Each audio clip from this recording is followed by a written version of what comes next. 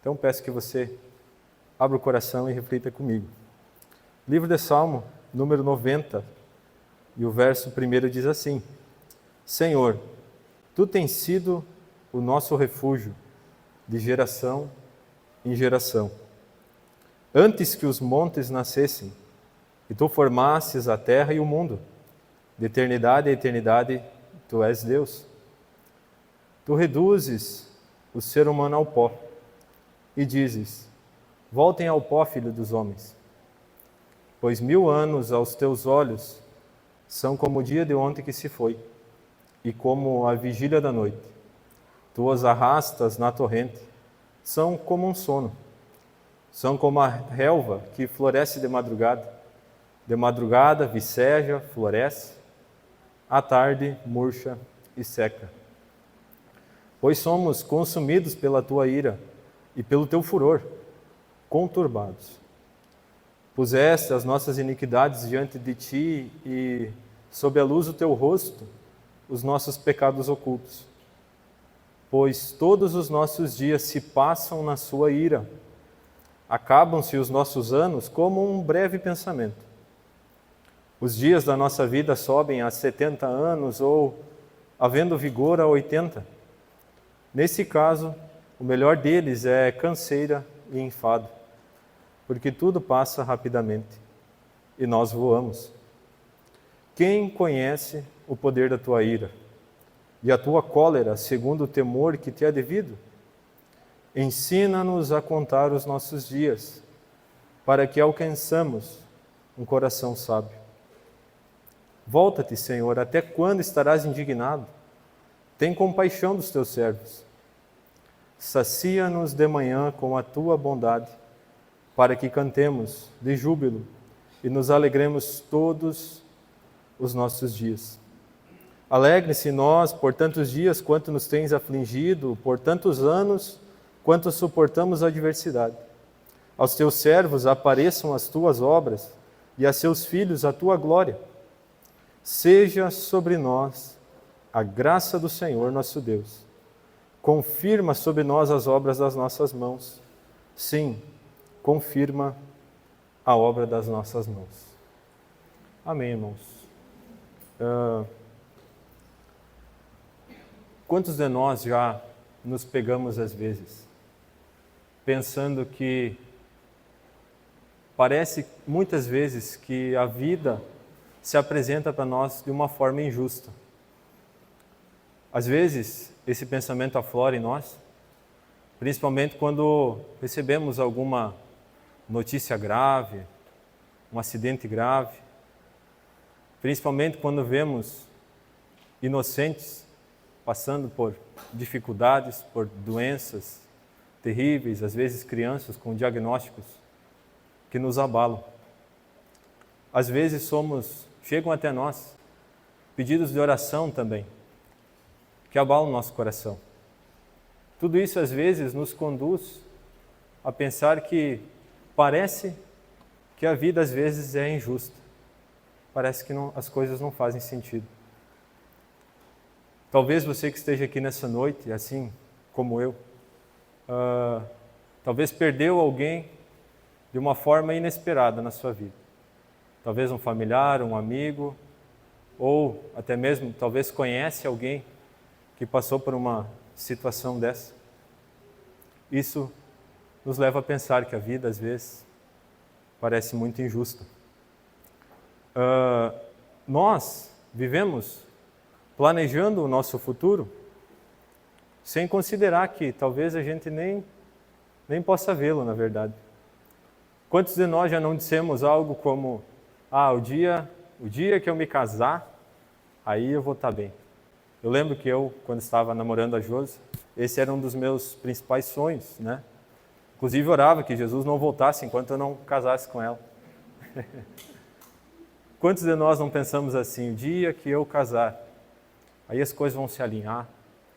O dia que eu puder me aposentar, aí as coisas vão ser diferentes. Quando sobrar um tempo, eu vou me dedicar mais a Deus. Vou visitar meus amigos, meus familiares.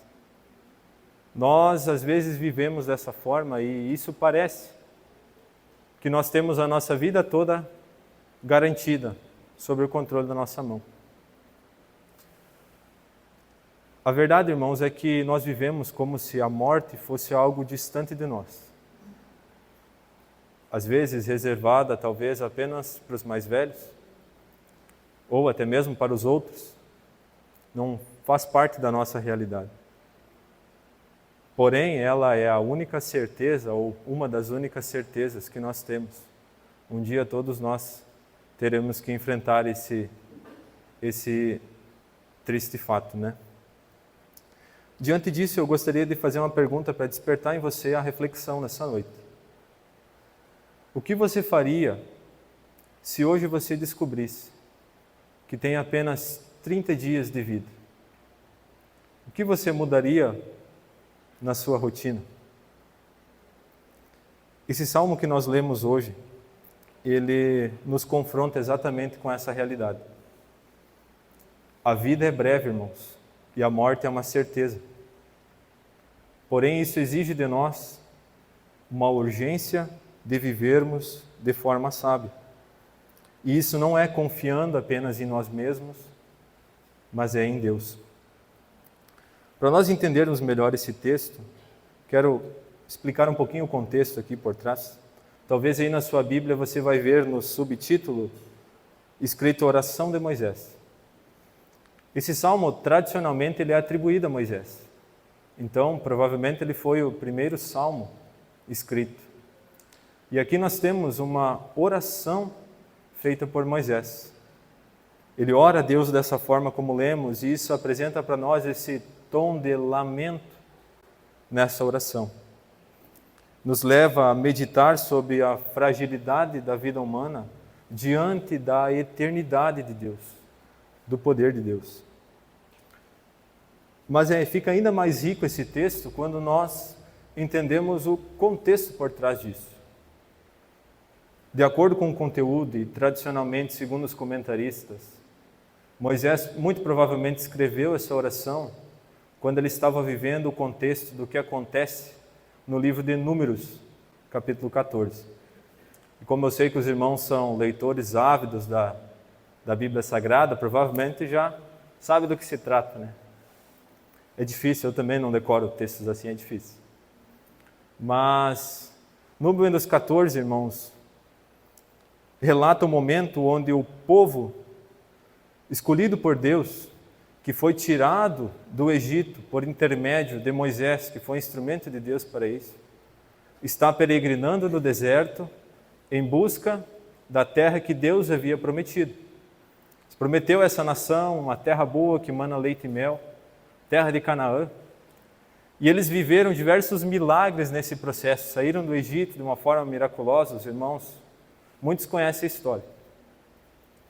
E vivem momentos onde o mar é aberto, onde os exércitos são engolidos. A Bíblia relata que uma nuvem acompanhava de dia por causa do calor, uma coluna de fogo de noite. E eles viviam sob essa promessa de alcançar essa terra. Só que quando eles chegam na cidade vizinha da terra prometida, Moisés então envia alguns espias para observar a terra. E quando esses espias voltam de lá, eles voltam desanimados. A história conta que de 12 que foram enviados, apenas 2 ainda tinham ânimo e criam no que Deus havia prometido para eles. Mas 10 vieram abalados, dizendo que não tinha como, o povo é muito forte, as cidades são muito fortes, tem povo de gigante lá, nós não vamos conseguir. Mas o problema não está nisso apenas. O problema está que aqui o povo não creu na promessa de Deus. Como eu falei, esse povo vinha experimentando milagres todos os dias. E quem havia feito os milagres foi o mesmo que fez a promessa, exigindo deles apenas fé e obediência. Mas esse povo não creu na promessa de Deus. E então Deus sentencia uma condenação justa pela falta de fé. Deus ordena que então esse povo não entraria na terra prometida. E a partir disso, todo homem acima de 20 anos foi condenado a morrer no deserto. Uma geração inteira teve que passar para então vir uma nova geração e então herdar a terra que Deus havia prometido. Números capítulo 14, versículo 23 diz assim: nenhum deles verá a terra que com juramento prometi a seus pais. Sim, nenhum daqueles que me desprezaram haverá. Agora você imagine o contexto em que Moisés está vivendo. Um povo fadado a peregrinar no deserto, condenado à morte. Peregrinando sem rumo, condenados, e todos os dias vinham à tenda de Moisés notícias de enfermidades, notícias de morte, notícias de angústia. Podemos imaginar que nesse contexto Moisés entra em sua tenda então e faz essa oração que nós lemos. É nesse cenário que ele ora, e essa oração aponta para nós que a morte e o sofrimento são resultados do pecado. E isso é o que expõe a verdadeira fragilidade da vida. Veremos também que o que nós devemos fazer diante dessa realidade e como nós podemos encontrar esperança, mesmo quando dificuldades semelhantes nos assolam ou notícias tão terríveis. Peço que você leia comigo o verso 2 desse salmo, para nós meditarmos. Antes que os montes nascessem, e tu formaste a terra e o mundo, de eternidade a eternidade tu és Deus. Nesse cenário de profunda angústia, de morte a todo dia, de uma geração condenada, diante dessa fragilidade humana, Moisés começa essa oração observando o Deus que ele servia. E esse Deus se revela com o seu poder e glória, demonstrando que ele é de eternidade em eternidade.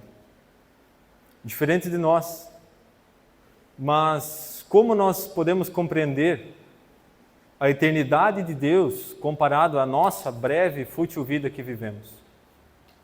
Como eu mencionei, muitas vezes o mundo nos leva a acreditar que nós temos muito tempo à frente. Todos nós vivemos planejando o nosso futuro, planejando o nosso trabalho, talvez investir, viajar, estudar. Tudo isso é muito bom. Mas basta um acidente ou algo que fuja do nosso controle, algo inesperado, e todo esse controle que aparentemente nós temos desaparece. O que garante que nós podemos estar aqui domingo que vem? O que garante dos nossos bens e recursos que nós teremos outra oportunidade? Mas e se nós pudéssemos acrescentar 1 ano de vida à nossa existência? Talvez se nós pudéssemos ter a habilidade de acrescentar 10 anos à nossa existência, sim, garantido. Talvez 100 anos. Seria muito legal. Eu ia poder ver o Kalel crescendo, talvez eu ia ver meus bisnetos, talvez até meus tataranetos, jogador do Grêmio levando o time. Só assim, né? Tem que acontecer um milagre. Mas seria maravilhoso, não seria? Mas e se nós acrescentarmos 100 anos à eternidade? O que muda? Ou 1000, 1 milhão ou 100 milhões de anos à eternidade? Ela continua sendo eternidade. Esse é o Deus ao qual Moisés começa olhando e contemplando o seu poder. Um Deus que nós servimos, que não está limitado ao tempo. É um Deus que vive o dia da criação, o dia da volta de Cristo, da consumação dos tempos, ao mesmo tempo. É fora dessa nossa realidade tão frágil que nós vivemos. Verso 4 diz assim: pois 1000 anos aos teus olhos são como o dia de ontem que se foi, e como a vigília da noite. Porém, se você voltar um verso, o verso 3, Moisés apresenta a nossa realidade diante desse Deus tão eterno e poderoso. Verso 3 diz: Tu reduzes o ser humano ao pó e dizes: voltem ao pó, filho dos homens. Esse verso aqui é um link muito claro com Gênesis, capítulo 3, e o versículo 19, que diz assim: no suor do seu rosto comerás o teu pão, até que tornes a terra, pois dela foste formado, porque tu és pó, e ao pó tornarás. Aqui Moisés, nessa oração, nos leva a recordarmos da realidade que nós vivemos. Por conta da condenação do pecado no jardim do Éden, nós fomos fadados à morte e condenados a voltar do pó aonde nós fomos formados. Nós somos destinados a esse fim. E em algum momento nós teremos que enfrentar esse terrível dia, esse dia tão assustador. Mas quando ele nos leva a lembrar sobre isso, nós percebemos que em Gênesis, no relato da criação, Deus havia posto no jardim do Éden 2 árvores. Os irmãos que estão no desafio da leitura bíblica, começo do ano, passaram por esse texto. Havia lá 2 árvores, mas Deus apenas proibiu a árvore do conhecimento do bem e do mal. Isso mostra para nós que Deus estabeleceu um princípio claro aqui. A vida deles estava associada à obediência, à ordem que Deus havia dado. Não coma dessa árvore do bem e do mal. A presença da árvore da vida, então, indica para nós a intenção original de Deus era de que o homem desfrutasse dessa vida se vivesse em obediência ao que Deus havia feito. E essa obediência do ser humano nada mais seria do que uma resposta de amor a um Deus criador que nos criou sem merecermos, um Deus que se relacionou com nós e se revelou para nós, exigindo apenas de nós uma obediência como ato de amor a Deus. Seria semelhante como se nós... Imagine um homem ao lado de uma fonte inesgotável, de uma água puramente boa, limpa, perfeita, gratuita. Uma água que sacia sua sede. Vamos imaginar que ele esteja talvez num deserto, mas ele tem essa fonte. Mas simplesmente esse homem decide então se afastar e cavar seu próprio poço. O problema não é que a fonte parou de produzir água. O problema é que o ser humano escolheu se afastar dessa fonte de vida. Essa árvore da vida significava uma dependência contínua do ser humano a Deus. E a obediência mantinha esse homem junto a essa fonte de vida. Mas a morte entra nessa realidade quando o homem decide viver independente dessa fonte de vida, dessa árvore da vida. Então a morte, com todo o seu horror e mistério, não fazia parte da condição original do homem, mas ela entra como um justo juízo de Deus, como condenação pelo pecado que nós praticamos. E é justamente por isso que nós, quando nos deparamos com essa reflexão que eu fiz no começo, nós olhamos para a vida, às vezes achamos ela muito injusta, porque se a morte fosse apenas um processo biológico natural ou neutro, nós não teríamos esse sentido moral no nosso coração. Isso revela que nós carregamos em nós ecos da criação original de Deus. Nós fomos feitos para viver diante de Deus. Por isso que a morte muitas vezes nos parece uma intrusa. A morte, ela parece estranha em nossa realidade porque de fato ela é estranha. É como se nós tivéssemos sido feitos para viver em um quarto, uma casa totalmente iluminada. Nossa natureza foi feita para essa luz. Mas agora nós estamos vivendo em um quarto trancado e escuro. Não condiz. essa indignação que nós temos perante a morte, essa aparente vida injusta que nós vemos, nada mais é que uma memória quebrada que nós temos do Éden, da intenção original de Deus. O que isso causa em nós? Muitas vezes nós não queremos aceitar essa realidade e tentamos tomar o controle com as nossas forças, com as nossas mãos. Tentamos evitar essa verdade, muitos de nós nem tocam nesse assunto. Mas é justamente nessa tentativa de autocontrole que Adão pecou no princípio. Essa tentativa de autocontrole e de dependência de Deus. E o que me choca, irmãos, é que nós muitas vezes vivemos uma vida inteira dessa forma, tentando tomar o controle da nossa vida, nos afastando de tudo aquilo que diz respeito ao caminho de Deus, pensando que temos o futuro garantido, nossos planos estão alinhados, tenho recurso, tenho bens, tenho tudo o que eu preciso. E vivemos como se nós tivéssemos esse aparente controle. Isso é muito semelhante ao que Adão acabou pecando no jardim.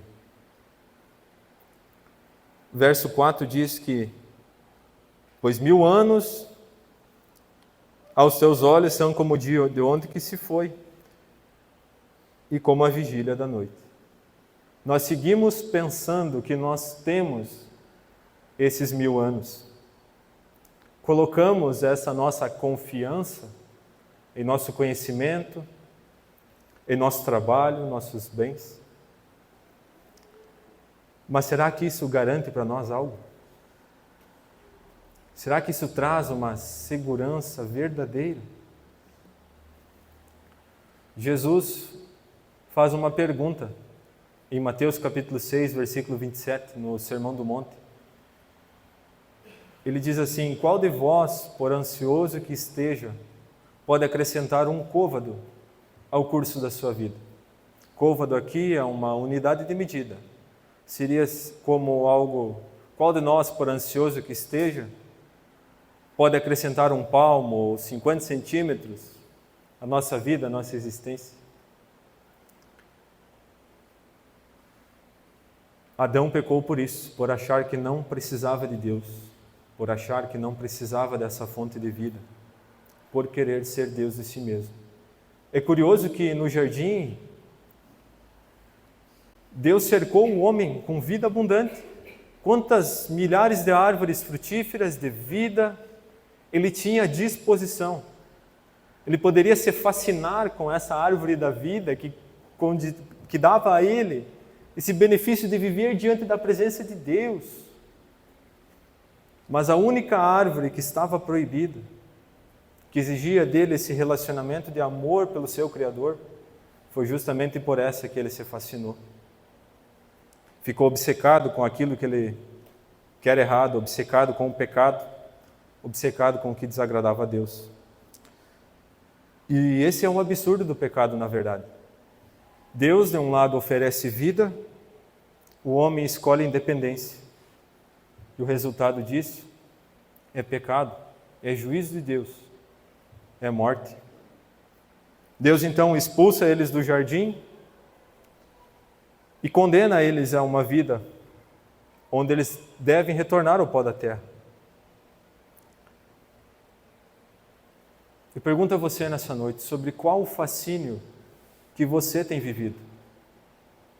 Porque muitas vezes nós batemos no nosso peito, alegamos viver para Cristo, mas o que brilha aos nossos olhos é justamente tudo aquilo que desagrada a Deus. O que nos dá fascínio mesmo é viver uma vida pecaminosa, vivendo como me dá na telha, me envolvendo em todo tipo de imundície. E essa vida que Deus oferece em Cristo, muitos de nós passamos a semana inteira, meses, anos, sem se preocupar um segundo sequer.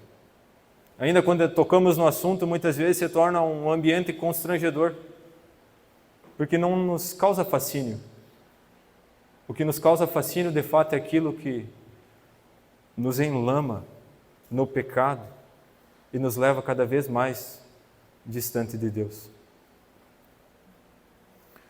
Porém, a nossa condenação não é apenas física. Há uma condenação espiritual também. Leia o versículo 7, por favor. Pois somos consumidos pela tua ira e pelo teu furor conturbados. A nossa brevidade não é apenas biológica, mas ela é também espiritual. Vai chegar um momento onde todos nós vamos prestar conta das oportunidades que tivemos aqui na terra, diante desse Deus que é eterno. O pecado, ele nos afasta de Deus e traz sobre nós essa justa condenação, mas não há nada que eu e você possa fazer para quitar essa dívida diante desse Deus que é puramente santo, eterno e poderoso. Não tem o que nós fazer diante disso. Não existem boas obras, boas intenções, ou uma vida justa, ou esmolas, que garantem para nós o escape dessa condenação que já está sobre nossa natureza. Eu acho engraçado que, em alguns contextos religiosos, muitas pessoas bradam aos céus e dizem: Deus, me dá o que eu tenho de direito. Eu não tenho coragem de fazer isso.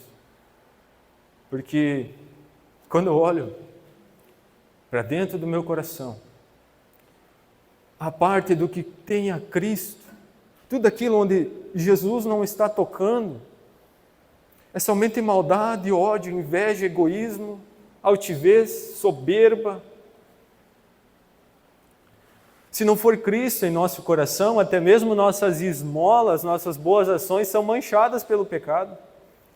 Porque, às vezes, num lapso, acabamos ajudando alguém, num impulso, às vezes, mas se eu não for reconhecido por isso, aí a coisa fica feia. Se não baterem palmas para mim, pelo bem que eu fiz a um próximo. Isso acusa dentro de nós o pecado que habita em nós. Então, como eu posso chegar diante desse Deus eterno e dizer para Ele: me dá o que eu tenho de direito? Eu tenho dado oferta, eu tenho sido fiel, eu quero a minha bênção agora. Se nós orarmos dessa forma, o que nós merecíamos é que abrisse um buraco embaixo aos nossos pés e nos lançasse na condenação, porque é isso que nós merecemos. Jonathan Edwards diz, num sermão bem conhecido, Pecadores nas mãos de Deus irado. Ele diz que todas as boas ações e boas intenções que o ímpio faz, pensando garantir para si a salvação, é equivalente a se ele estivesse pendurado em um penhasco, segurado apenas por um fio de teia de aranha.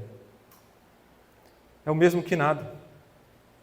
A justiça própria é inútil diante de Deus, pois o texto diz: diante da luz do rosto desse Deus eterno, que vê nós às escondidas, que vê nós fora daqui da igreja, os nossos pecados mais ocultos aparecem.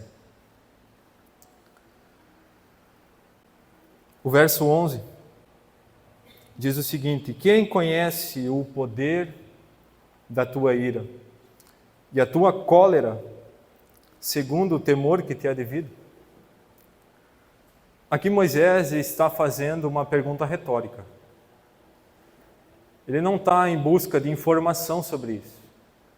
Ele está apenas afirmando que ninguém compreende verdadeiramente a gravidade da ira de Deus sobre nós. E essa é uma realidade que nós vivemos, porque com qualquer um que nós conversarmos, nós vamos ver que a humanidade, ela tende a suavizar o pecado.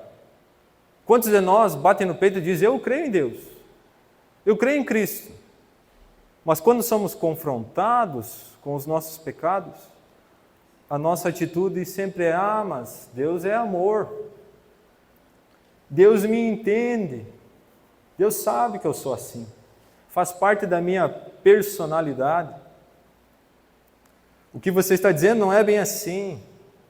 Temos essa tendência de suavizar a nossa dívida diante de Deus. Muitos reduzem Deus a apenas uma versão domesticada de um item pelo qual eu me esforço para que Ele então conceda aquilo que eu tanto desejo. Novamente caímos em pecado. E o problema não é apenas que nós pecamos diante desse Deus Santo, mas é que nós não entendemos contra quem nós estamos pecando. Isaías 64, verso 6 diz assim: mas todos nós somos como o imundo, e todas as nossas justiças como trapo de imundícia. Todos nós murchamos como a folha, e as nossas iniquidades como um vento nos arrebentam. Faz parte da nossa natureza essa tendência pecaminosa. Nós vemos isso nas crianças pequenas. Desde pequenininho, quando comete algo que sabe que vai entristecer o pai, o primeiro ato é de se esconder, é negar, é mentir, é enganar. E quem consegue arrancar de si com as próprias forças o peso do pecado que está sobre nossa natureza? O pecador, ele não está apenas pendurado por um fio de teia de aranha, mas ele está inteiramente sustentado pela paciência que Deus tem com nós. Gente, Deus tem paciência com nós. Basta um breve pensamento, um breve olhar para o passado. Meu Deus, se nós pudéssemos hoje olhar num espelho que aponta a nossa vida do passado, quantas coisas nos causariam vergonha. Quantas coisas nós não teríamos coragem de dizer aqui, talvez. Como eu posso pensar que eu mereço algum favor diante desse Deus? Mas então, o que nós vamos fazer? Se a morte é a justa condenação, e é um fato, não tem como fugir dela, e a condenação sobre a nossa alma, não há nada que possamos fazer, o que faremos então? Moisés nos leva a um caminho nessa oração. E esse salmo, essa oração aponta que o caminho é buscar um coração sábio. Peço que, se você está anotando, que você grife ou sublinhe, risque o verso 12, por favor. Que é um grito de socorro de uma alma que reconhece o seu pecado e sua fragilidade. Clamando a Deus, ensina-nos a contar os nossos dias, para que alcançamos coração sábio. A sabedoria aqui, irmãos, não é mero conhecimento dessas realidades que nós falamos, mas a sabedoria está depositada em, diante desses fatos, nós reconhecermos a nossa total dependência de Deus. Não há nada que possamos fazer, mas existe um Deus que espera de nós a fé, e um reconhecimento do nosso pecado, e um coração que entrega a sua vida a Deus. Provérbios capítulo 9, verso 10 diz que o temor do Senhor é o princípio da sabedoria, um texto bem conhecido. E o conhecimento do santo é prudência. Então a sabedoria não é apenas conhecer sobre Deus, mas é negar-se a si mesmo e tomar parte sobre a cruz de Cristo. É ter a consciência de que nós não merecemos. É ter a consciência que estamos em débito diante desse Deus eterno e santo e poderoso. É parar de suavizar a realidade do pecado na nossa vida. É esvaziar esse coração que pensa ter algum autocontrole, algum senso de independência, e clamar por essa misericórdia e pela graça de Deus. Isso é encontrar um coração sábio. É reconhecer, irmãos, que de fato nós não somos capazes. Apenas Deus pode nos dar a salvação, e Ele dá a todo aquele que crê na obra que o seu Filho fez na cruz do Calvário. Efésios capítulo 2, verso 8 diz que pela graça sois salvos mediante a fé. E isso não vem de vós, é dom de Deus. Não de obras para que ninguém se glorie. Então, sabedoria não é apenas nós vivermos bem, mas é nós olharmos para esse Redentor, porque tudo parte dele. Ele nos deu a vida, nos deu a oportunidade de estar aqui hoje ouvindo a palavra dele, ferindo o nosso coração talvez. E ele dá a oportunidade a você de crer naquilo que ele novamente faz por nós. Novamente, nós não temos controle nem sobre a nossa salvação. É Deus quem vem atrás de nós, derrama sobre nós a sua graça irresistível, nos atrai à luz de Cristo, nos faz trazer de volta o fascínio pela árvore da vida. E basta nós responder com o coração aberto para isso. A sabedoria então começa em nós temer a Deus sobre essas realidades e termina na fé, na obra de Cristo. Talvez hoje você se encontre aqui conosco, com medo, confuso, angustiado com as situações que você está vivendo, talvez as escolhas que você fez ao longo da vida te trouxeram para uma situação que você olha para a vida, acha injusta, acha sem sentido, acha sem esperança. Eu clamo a Deus nessa noite, que pela ação do Espírito Santo essa palavra gere vida no teu coração. Que essa palavra te desperte hoje a você dar esse brado de clamor ao único Deus Santo que pode mudar a nossa realidade. Que isso gere em nós, irmãos, arrependimento e fé no que Jesus fez por nós. Uma vez que nós tomamos essa atitude, aí nós vivemos o que o salmista aqui segue orando, no verso 14. Sacia-nos de manhã com a tua benignidade, para que cantemos de júbilo e nos alegremos todos os dias. Veja o contraste agora. Uma vez que você alcançar o coração sábio, que é viver sob a dependência de Deus, você pode desfrutar da presença desse Deus, pois Ele promete habitar em nosso coração se nós crermos. Nós passamos a desfrutar então de uma vida verdadeiramente real, que aponta para o que é eterno, que reflete as coisas do reino, que produz glória ao nome de Deus. Não vivemos mais sob a incerteza das coisas, mas sob a certeza do que Deus fará em nossa vida. O que é interessante é que esse mesmo Deus que pune com morte o pecado, através da morte, Ele nos traz a salvação. Mas como assim, né?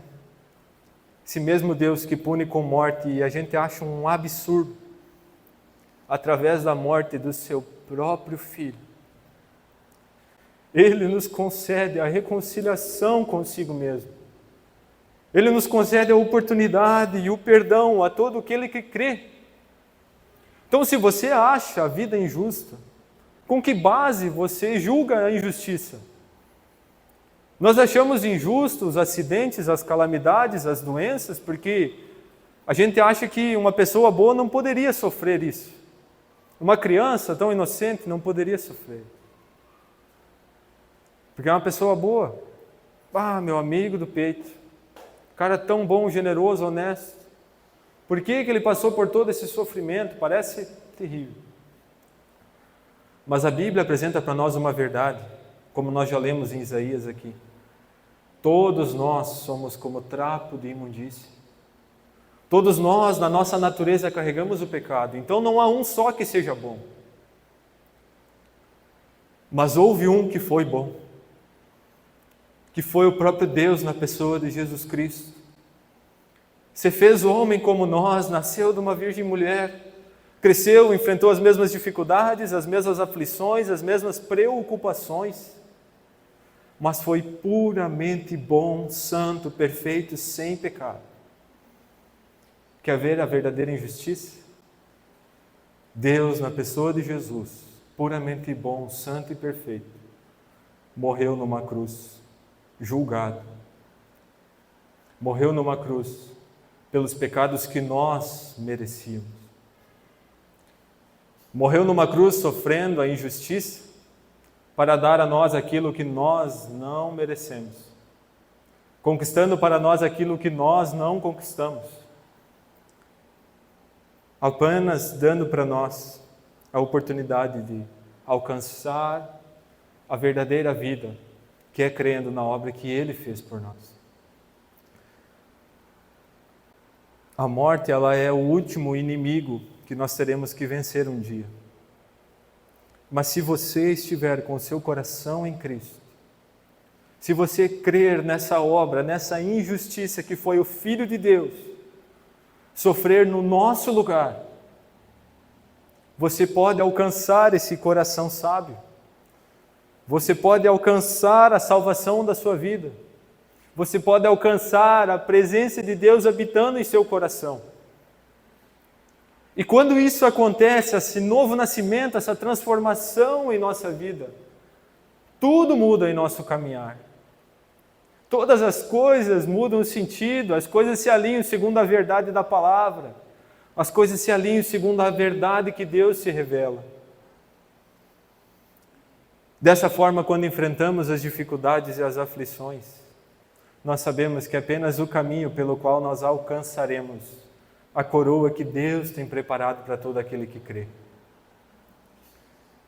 No verso 14, então, o final dele diz: para que cantemos de júbilo e nos alegramos todos os dias da nossa vida. É claro que vai ter alegria, porque daí você vive para Cristo, meu irmão. Aí é Jesus em tuas atitudes, em tuas preocupações. Glória a Deus por isso. Diante dessa realidade, então, a nossa condenação, nossa frágil existência, a resposta que eu espero de você nessa noite, não é medo nem desespero. Não é isso que eu quis causar em você. Mas o meu desejo, através dessa palavra, é conduzir que você reconheça a sua total dependência de Deus. Que você alcance esse coração sábio, entregando toda a tua dependência a Deus. Que você reconheça que depende dele para a vida, para a existência, para a salvação da sua alma. Se você está atento até aqui, provavelmente você percebeu que eu pulei o primeiro verso desse salmo. Mas foi de propósito. Porque agora aqui ele nos traz o alento para nós. Leia o verso primeiro, por favor. Moisés, diante da aflição que ele estava vivendo, diante de tanta morte e fragilidade, antes de refletir sobre tudo isso que nós falamos aqui nessa noite, ele começa reconhecendo sobre quem é o Deus, quem é o nosso Deus. Senhor, Tu tens sido o nosso refúgio, de geração em geração. Então, se você está em desespero pela realidade que nós vivemos, saiba que Deus é a resposta para a nossa vida. Deus é a resposta para essa vida frágil e fútil. Deus é a resposta para a aparente injustiça. Deus é a resposta para os nossos pecados mais ocultos. E Ele é o nosso refúgio e a nossa salvação. Cristo, através da cruz, Ele vence a morte e por meio dele nós podemos viver uma vida com esperança e com propósito aqui. Assim, encerramos então a nossa oração como Moisés encerra no verso 17, dizendo: seja sobre nós a graça do Senhor nosso Deus. Confirma sobre nós as obras das nossas mãos, sim. Confirma as obras das nossas mãos. Então que você creia no Evangelho nessa noite. Creia na obra que Cristo fez na cruz. E se você buscar a Deus como teu refúgio, isso se confirmará na tua vida. Deus confirmará a sua graça nas obras da nossa vida. Na maneira como vivemos, na maneira como se relacionamos, na maneira como enfrentamos as adversidades. Na maneira como nós tratamos o nosso próximo. Como tratamos o nosso irmão. Diante disso, para encerrar, eu gostaria de retornar com você à pergunta inicial que eu fiz nessa noite. Se nós soubéssemos que temos apenas 30 dias de vida, o que você faria para mudar na sua rotina? Talvez não seria mudar a agenda de amanhã, ou dessa semana que vem, né? Mas que isso gere em você a mudança de quem governa a sua vida. Que hoje você aprenda a olhar para essa aparente fragilidade, para essa aparente injustiça, para a fragilidade da nossa existência, para as dificuldades que enfrentamos como caminho pelo qual Deus nos conduz para o que é verdadeiro e eterno, que é a salvação do seu Filho. Que essa brevidade da nossa vida nos ensine a depender de Deus. Amém? Quero convidar você nesse momento a inclinar o seu rosto. Vamos fazer uma oração. E eu peço que você olhe para o seu coração nesse momento.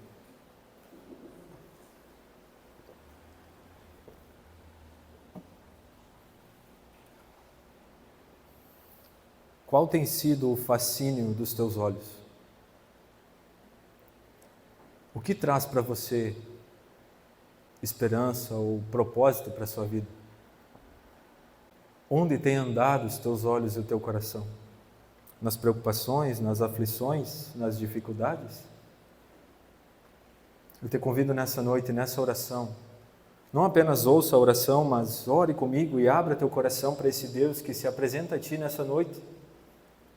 Ore declarando a tua total dependência e reconhecendo a nossa miséria. Pai querido, Senhor, nos colocamos em tua presença nesse momento. Nós, primeiro, adoramos ao Senhor por quem o Senhor é, pela sua graça, sua misericórdia, pelo poder que o Senhor tem. Obrigado, Pai, pela oportunidade que o Senhor nos deu de nessa noite poder estarmos aqui, todos reunidos, meditando na palavra que o Senhor revelou para nós. Durante esse sermão, Pai querido, muitas vezes a Tua palavra confrontou o nosso coração, a nossa mente, tocou em pontos lá no fundo que, de fato, tem causado incômodo em nós. Talvez existem aqui nessa noite pessoas que estão declarando a sua miséria diante de Ti, estão reconhecendo seus pecados mais ocultos diante da Tua face, a qual nós não conseguimos fugir. Mas Deus, a Tua palavra nos mostra que a salvação vem pela fé no Senhor. A Tua palavra nos mostra que o Senhor venceu sobre a cruz do Calvário essa justa condenação que estava sobre nós, nos dando a oportunidade da salvação. Eu oro nessa noite, Pai, pedindo que o Senhor perdoe nossas falhas, perdoe nossos pecados, perdoe a nossa vida miserável. Que o Senhor coloque consciência em nós das nossas falhas e coloque, Senhor, a sua graça sobre nosso coração.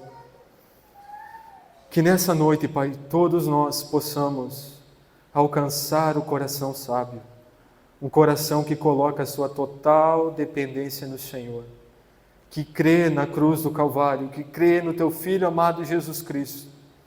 E eu oro pedindo que a Tua palavra e essa fé, Senhor, se concretize no coração de cada um que está aqui nessa noite. Eu espero, Pai, com o coração em Ti, ouvir testemunhos e ver o Teu Evangelho crescendo no coração de cada um. Em nome de Jesus, é a nossa oração, é o nosso pedido. Amém.